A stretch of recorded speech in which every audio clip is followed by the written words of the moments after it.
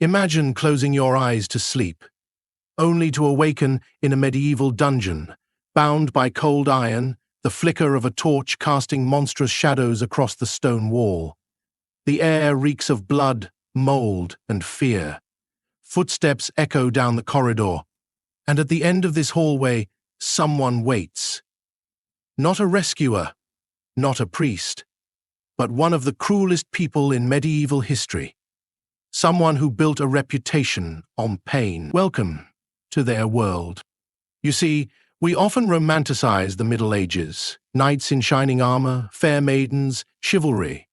But buried beneath that myth are stories soaked in blood. Real people, men and women, who wielded power not through wisdom or justice, but through sheer, calculated terror. Let's start with Vlad the Impaler, the man who inspired Dracula. But Vlad wasn't some fictional vampire. He was far worse. In 15th century Wallachia, he ruled with an iron fist. His favorite punishment? Impalement. Victims were hoisted alive onto sharpened stakes that pierced through the body, slowly, agonizingly. Forests of the dead lined roadsides. When Ottoman envoys refused to remove their turbans, he had the turbans nailed to their skulls. This wasn't madness.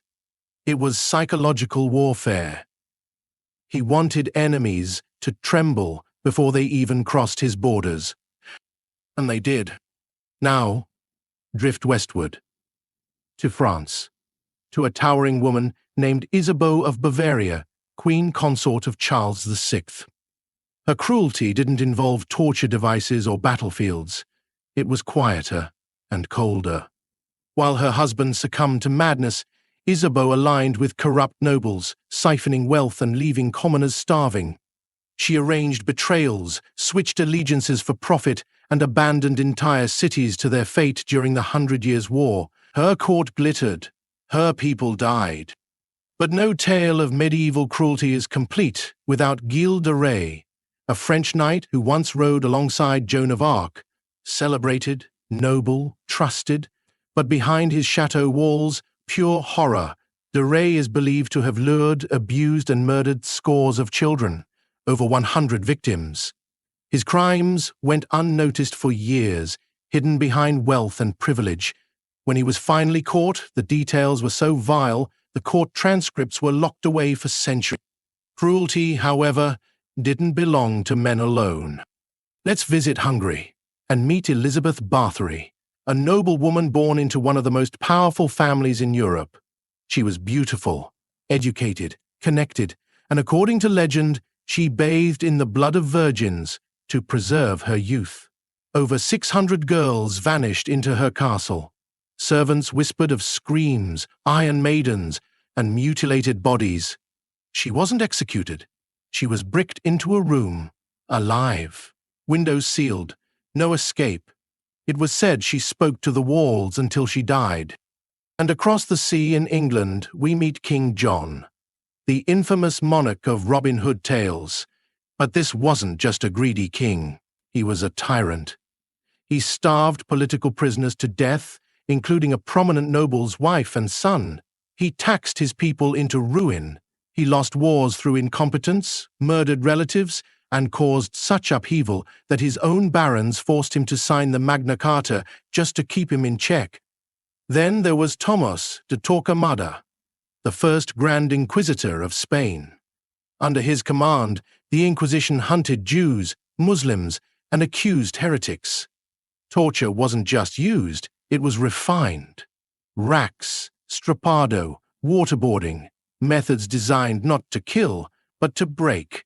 Thousands burned at the stake. And all of it, he claimed, was for the soul's salvation. Now breathe for a moment. This isn't just a parade of brutality. It's a window into a world where cruelty wasn't hidden. It was policy. Where rulers weren't judged by how they helped, but by how they punished. Power in the medieval world was often tied to fear. If you couldn't inspire loyalty, you inspired terror. And it worked. But here's the strange, human twist. Many of these cruel figures were also deeply devout. They prayed, built churches, gave to monasteries. They saw no contradiction in feeding the poor by day and torturing enemies by night. It was a time when morality bent to power, when violence wore robes of virtue. We often asked, how could they live like this? But maybe a better question is, would we have done better? Imagine being born into a world without justice, law, or safety, where enemies lurked beyond every hill, where illness, famine, and war were constant companions. Perhaps cruelty wasn't just a choice, but a shield. And yet, even in that darkness, some resisted. Some chose compassion. Monks who hid heretics, servants who risked their lives to protect abused children, mothers who bartered bread to save neighbors from starvation.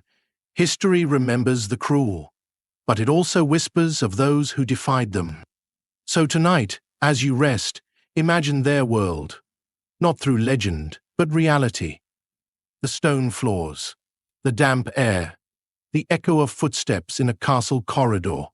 Somewhere, behind a thick wooden door, a ruler is deciding someone's fate. You might not survive this world, but you've survived enough to know it existed. And that matters. If this story helped you drift off, or made you think, even just for a moment, subscribe for more quiet journeys into forgotten worlds. There's more to history than we were ever told. And tomorrow night, a new tale waits.